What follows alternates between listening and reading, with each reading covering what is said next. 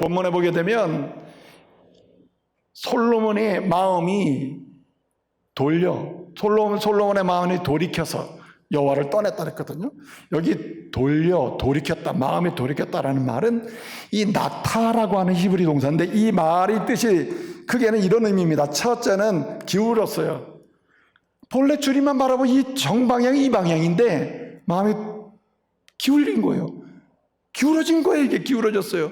그러니까 이렇게 볼 거 아니에요? 이게 심각한 거 아닙니까? 문제가 생긴 거죠. 기울었습니다. 기울었을 뿐만 아니라 아예 어떤 영역을 벗어납니다. 울타리 펜스를 넘어서, 울타리를 넘어서 손을 뻗는 상태, 뻗쳐요. 기울어진 상태에서 아예 손을 내밀어 뻗쳐. 이게 그 마음이 돌이켰다 하는 뜻입니다. 나타는 두 번째 뜻이고, 셋째는 아예 그냥 고정해버려. 아유, 난 이거 불편해서 못 살겠네. 이건 줄 알았더니, 아유, 난 이게 좋아. 기울어졌어요? 아예 손 내밀어. 좋네. 그래가지고 아예 이 방향을 정해가지고 그냥 구부리고 사는 거예요. 구부러졌다, 변절됐다, 배신했다, 떠났다 라는 말이 여기서 나오는 것입니다. 이게 돌린 상태예요.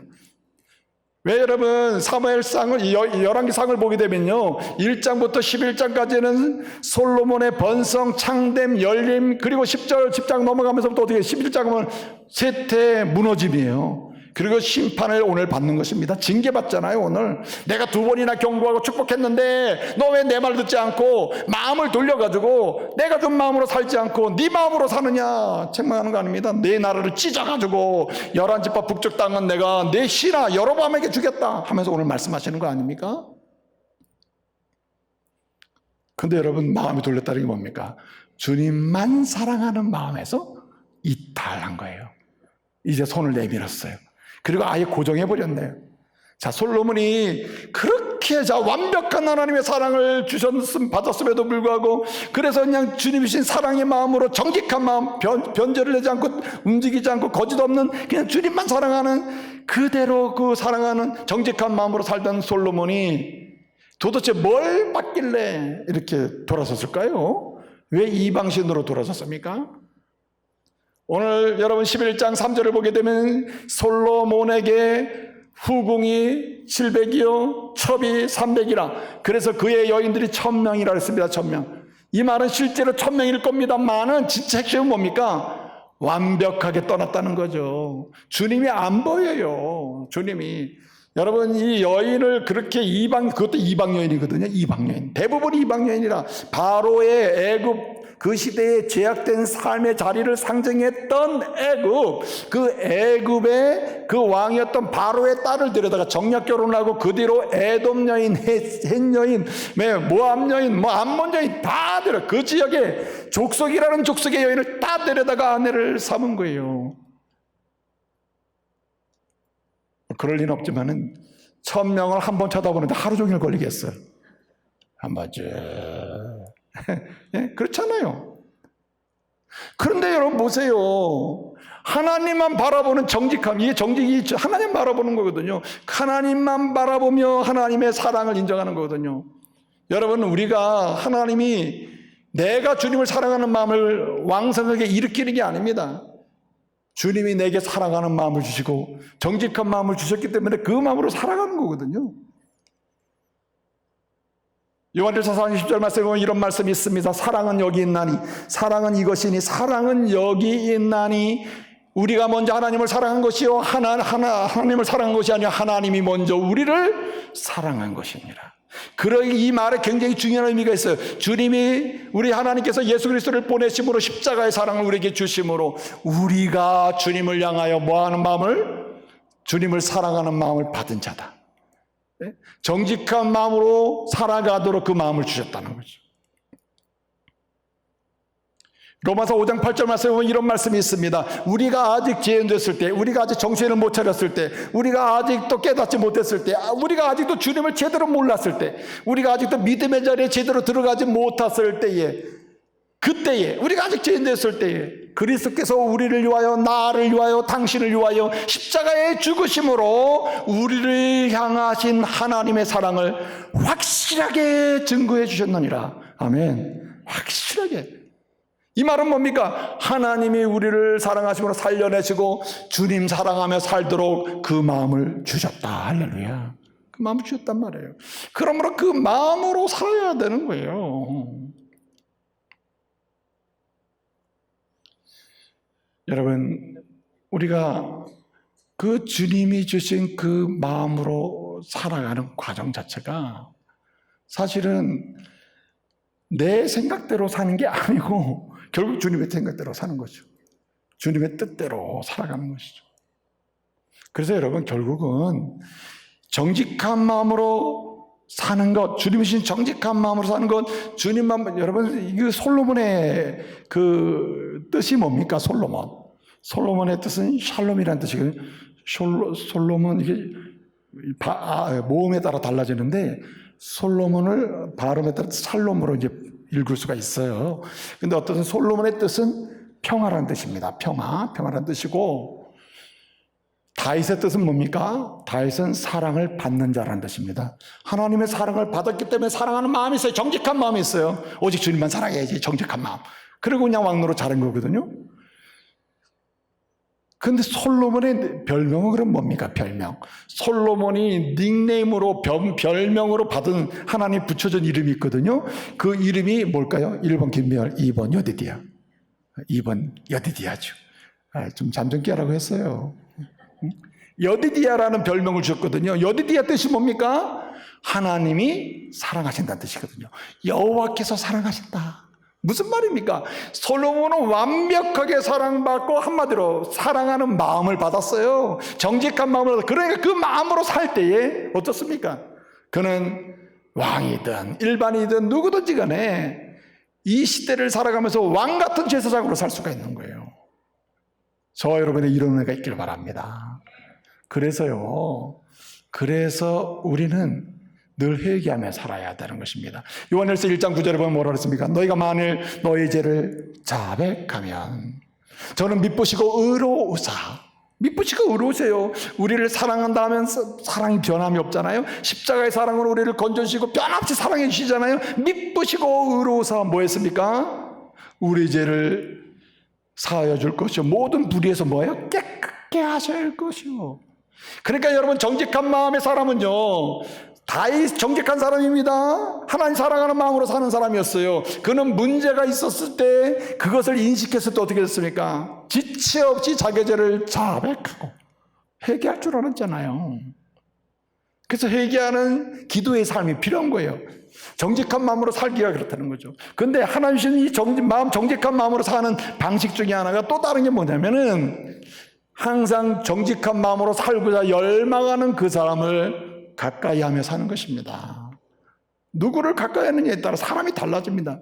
제가 늘 드리는 말씀입니다. 유유상종이에요. 끼리끼리 노는 것입니다. 정직한 마음의 사람을 만나 살면 정직한 마음의 사람으로 도전을 받게 되는 거예요. 하나님을 사랑하기를 갈망하고 어떻게든 주님 사랑하며 살아야지. 주님 사랑받은 게 내가 큰데, 주님의 사랑받으며 내가 살고 있는데 내가 어떻게 주님을 떠날 수 있나? 주님 사랑하며 살아야지. 어떻게든지 예배를 드리며 개인의 경건 생활을 통하여 가정에서 주의 뜻대로 내 가정을 세워감으로 어떻게든 주님 사랑해야지 하는 마음으로 사는 사람과 함께 만나고 대화하고 하면 어떻습니까? 그 사람 보기만 해도 어떻습니까? 정직한 마음으로 하나님 주신 그 마음으로 살아가는 새로운 기회가 오지 않겠습니까?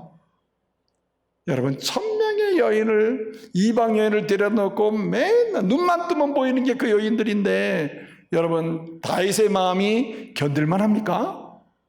견딜 수가 없는 거예요. 아침마다 제사장들을 만난다든지 레위인을 만난다든지 아니면 주님을 기뻐하는 정직한 마음의 사람들을 불러서 이야기를 나눴다면 얼마나 좋겠어요. 본래 여러분, 솔로몬은 굉장히 정직한 마음의 사람으로 시작했잖아요. 그런데 여러분, 10장 11장 넘어가서 어떻게 됩니까?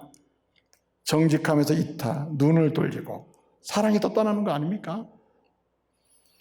잠언 13장 20절 말씀에 보게 되면 이런 말씀이 있습니다. 지혜로운 자와 동행하는 자는, 따라합시다, 지혜로운 자가 되고, 지혜로운 자와 동행하면 지혜를 얻습니다. 지혜로운 자가 되어 지혜에 부유한 자가 됩니다. 반면에 미련한 자와 함께하고 미련한 자와 즐기는 사람, 그 사람은 따라합시다, 해를 당하느니라.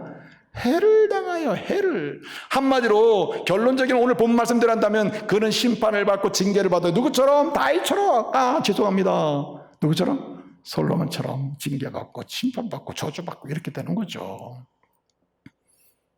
그래서 여러분, 한 번쯤은 삶을 정리할 필요가 있어요. 무조건 끊어버리려는 게 아니라 정말 내 삶을 나누고 내 삶을 함께 이야기하면서 시간을 같이 나눌 사람이 누구냐? 지혜로운 자, 곧 정직한 마음의 사람들. 하나님 주신 그 마음으로 갈망하며 주님을 사랑하기를 열망하고 그 사랑을 고백하며 사는 사람들, 그들과 함께 할 수 있기를 말씀으로 축복합니다. 굉장히 중요한 말씀이죠. 그런 면에서. 또 한 가지, 오늘 여기 3장 9절을 보게 되면요, 3장 9절에 이제 솔로몬이 이제 내가 원하는 거 구하라 할 때 이 솔로몬이 기도합니다. 하나님, 이 많은 이스라엘 백성들을 내가 재판하고 다 이끌어야 되는데 내가 어떻게 하겠습니까? 내게 필요한 것이 있습니다. 내게 주세요 하면서 구한 게 뭐냐면 듣는 마음을 달라 했어요. 듣는 마음. 그렇습니다, 여러분. 하나님이 주시는 마음 중에 가장 중요한 축복 중에 하나가 뭐냐면 주님을 사랑하는 마음, 그 정직한 마음을 시작이 딱 되면요, 그 다음에는 듣는 마음을 주십니다. 듣는 마음. 여러분, 주님의 말씀을 듣는 마음, 주님의 이야기를 듣는 마음, 주님의 음성이라면 듣는 마음이 있기를 말씀으로 축복합니다. 듣는 마음이 곧 주님이 주신 마음이에요. 그러면 듣고자 하는 마음, 듣는 마음으로 살 수 있어야 된다. 듣는 마음.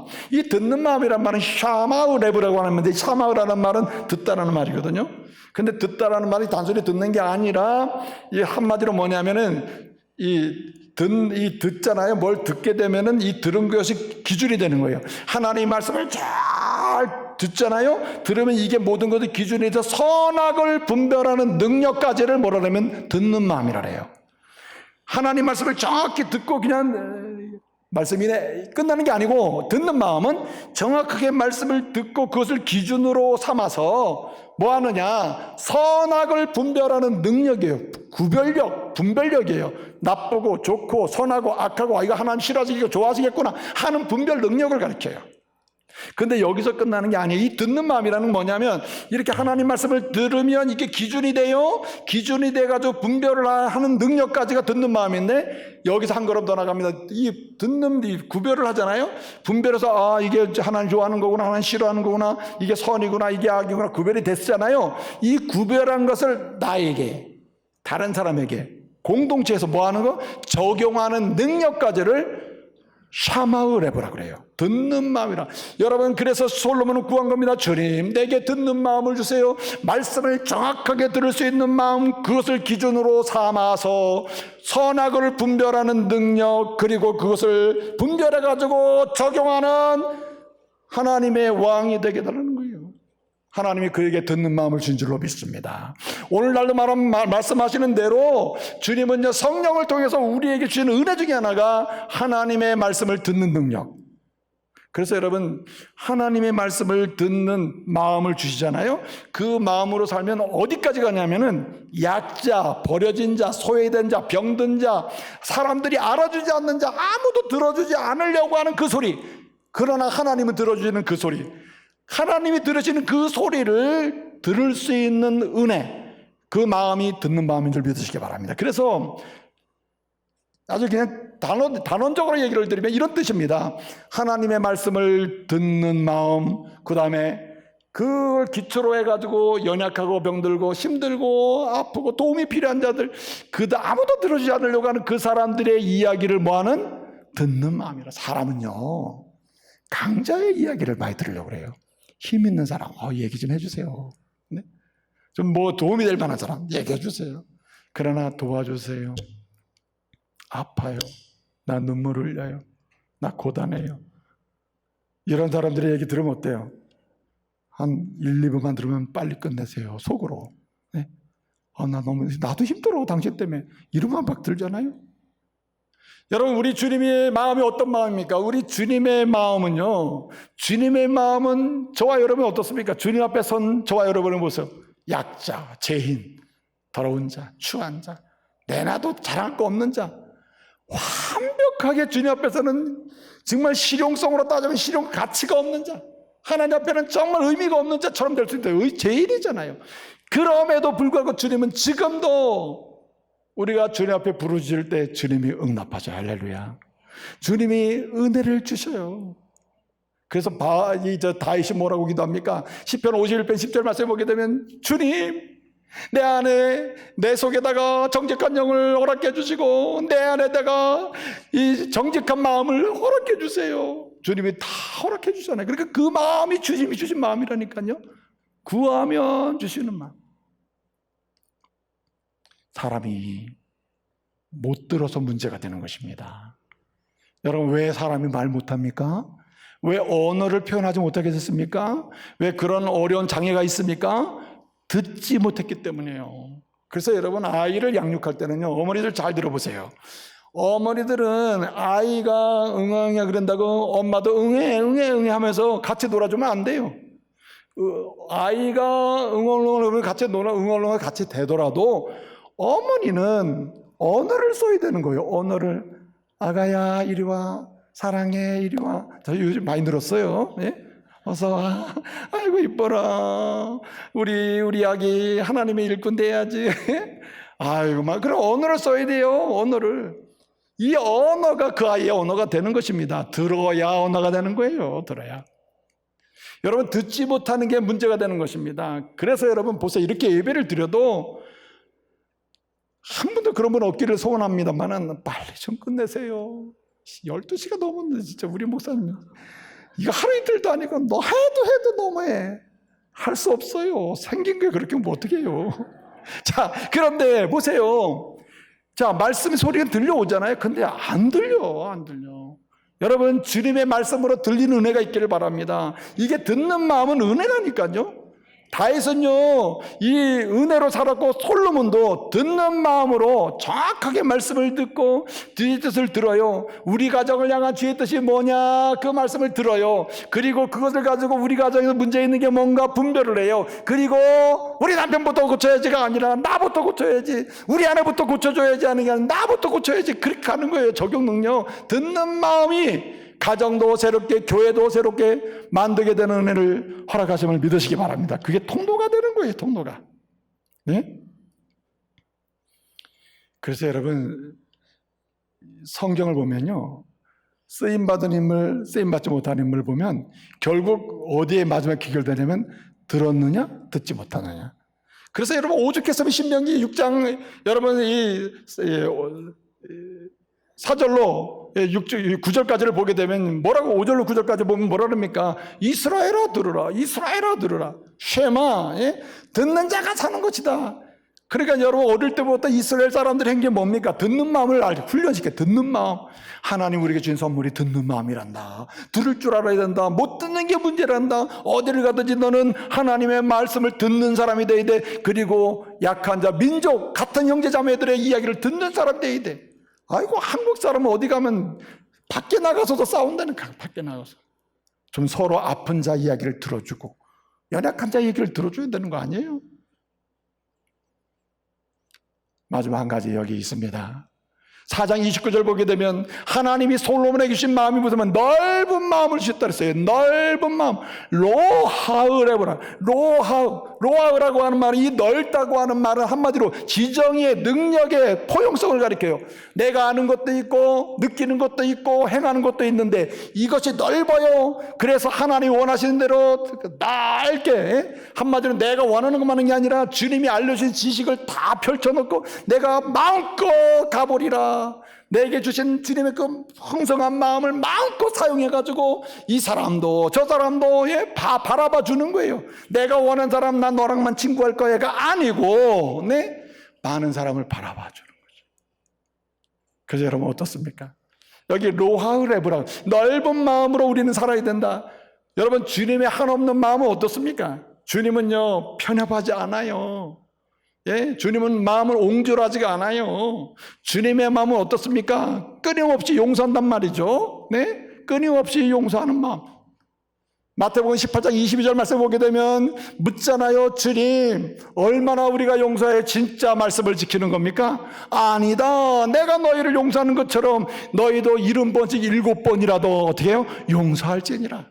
넓은 마음은요, 용서의 끝이 없다. 힘들지만 용서하기를 힘써요. 마음은 억울하지만 지금 용서하나 결국은 주님의 여러분 넓은 마음이 내 마음을 지배함으로 사람이 달라질 줄로 믿습니다. 네? 그렇지 않습니까?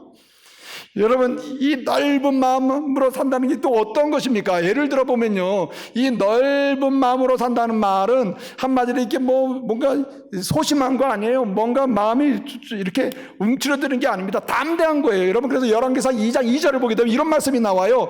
다윗이 유언을 하면서, 야, 너는 대장부가 돼야 돼. 대장부. 하나님이 주신 마음은 넓은 마음이야. 뭘 보고 떠는 마음이 아니야. 여러분, 다윗이 어떤 사람입니까? 골리앗을 보면요, 하나님의 만군의 여호와 하나님을 모욕하느냐, 나는 하나님의 아들이다, 그러면서 나가는 거 아니에요. 소심함이 없죠. 무슨 마음이? 넓은 마음. 내가 죽을 것처럼 보여도 넓은 마음 포용하는 거예요. 나가는 거예요, 담대하게. 이런 은혜가 있기를 바랍니다. 담대해야 되는 것이죠. 담대해야지. 여러분, 축복할 수 있기를 바랍니다. 넓은 마음. 그저 나를 잘해주는 사람은 잘해주는 거, 이거 누구나 해야 되는 거죠. 나한테 못해주든 해줄 수 있는 능력이 없든 내가 하나님의 받은 게 너무 무궁무진함으로 넓은 마음, 주님이 넓은 마음으로 날 사랑하신 것처럼 나도 어떡합니까? 넓은 마음으로 끊임없이 기도하며 축복하는 사람. 여러분, 최고의 축복은요, 기도로 축복하는 거예요. 할렐루야. 이제 말씀을 마치도록 하겠습니다. 보십시오.